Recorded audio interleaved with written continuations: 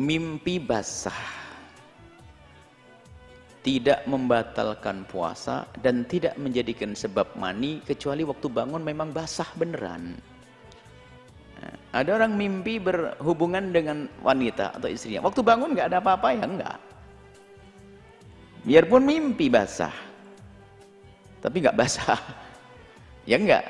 Jadi mimpi basah yang menjadikan dia wajib mandi adalah jika di saat terbangun menemukan, mohon maaf, di dalam dirinya, celananya misalnya ada bebasahan, setelah dilihat terbukti itu air mani, maka itulah yang menjadi wajib mandi besar. Bahkan bukan mimpi basah pun wajib mandi besar. Misalnya terbangun, mohon maaf, di celananya, yang punya celana dia kok ada air maninya, tentu air mani dia, maka dia wajib mandi,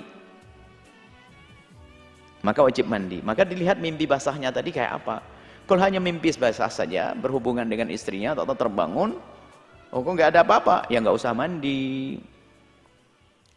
Baik, anggap saja dia mimpi basah dan basah, ada keluar air mani, lupa dia, wudhu langsung sholat, baca Quran dan sebagainya, dia puasa juga, maka jawabannya macam-macam ini. Adapun puasanya sah, karena orang mimpi basah beneran puasa juga tetap sah, nggak ada hubungannya.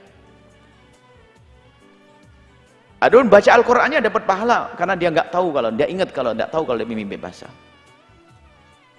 Sholatnya nggak sah, harus qadha karena dia belum bersuci. Oh, dia sudah sholat khusyuk, sholatnya nggak dianggap karena dia belum mandi besar. Baru setelah mandi besar maka nanti sholat lagi. Ngaji Qur'annya gimana? Ya dapat pahala, dia nggak menduga dan dia tidak sengaja, nggak dosa, kecuali tahu dia dalam keadaan junub kok dia membaca Al-Quran, haram dan dosa. Seperti itu. Itu di saat memang dia menemukan di dalam dirinya ada sesuatu tadi, ada bebasahan. Jadi tidak semua mimpi basah wajib mandi loh ya. Mimpi basah yang memang benar-benar basah di alam nyata, keluar mani di alam nyata, itu yang mewajibkan mandi. Bahkan kalaupun tidak bermimpi tapi menemukan bebasahan yang sesungguhnya, maka bebasahan maksudnya air mani di sini. Ini bahasa halus ya, mimpi basah. Maka selagi ada, maka dia wajib mandi besar. Selagi belum mandi besar, haram membaca Al-Quran dan juga tidak boleh melakukan sholat. Adapun puasanya sah, puasanya sah. Bahkan kok mimpi basah, sengaja dia, sahurnya dia berhubungan suami istri, belum sempat mandi, adzan subuh, lanjutkan puasamu, puasanya dilanjutkan, sah. Belum mandi, ya nggak apa-apa, kan waktu hubungannya belum waktu sahur. Setelah selesai baru dengar adzan, sah. Ini baik, ini saja.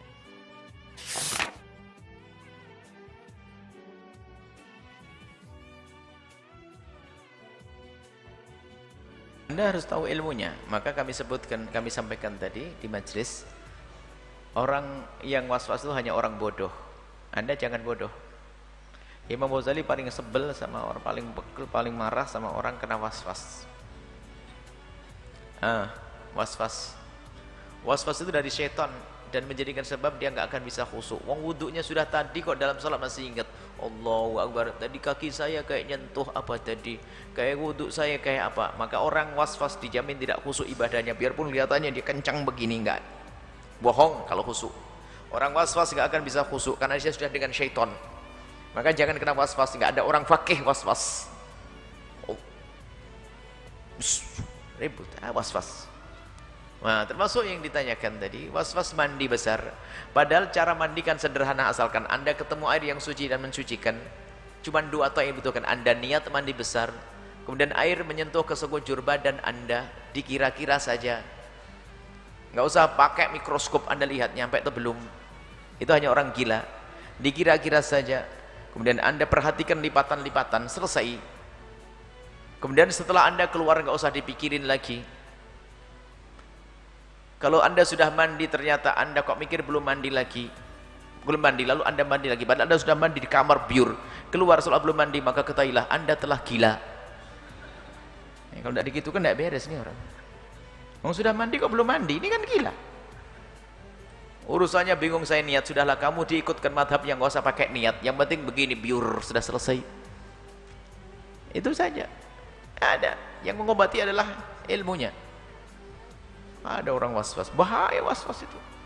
Di kamar mandi 1 jam mukanya pucat karena penyakit, kedinginan, wudu bolak-balik. Sampai ada dikatakan, ada orang sudah wudu ternyata dia masa belum wudu, bagaimana? Maka batal wudunya. Kenapa? Dia telah gila, sudah wudu kok bila belum wudu. Orang gila kan batal wudu. Nah ini orang gila dia, sudah wudu bener, wajahnya ini kayaknya belum gimana? Sudah basuh. Nah, sampai para ulama mengatakan, kalau seandainya engkau sudah selesai dari mandi besar, kemudian anda keluar, anda ragu, tadi saya sudah niat atau belum? Sudah niat, katakan sudah niat. Kalau anda sudah keluar dari tempat kamar mandi tadi, sudah dibasuh belum? Sudah basuh, jangan sampai mengatakan tidak. Jangan sampai pikir.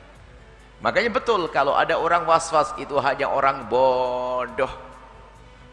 Dia nggak akan khusyuk dalam sholat, bahkan tetangganya pun juga tidak khusyuk. Allah, apa ini? Ini orang was-was, makanya harus orang was-was ini harus diobati dia. Ambil rotan.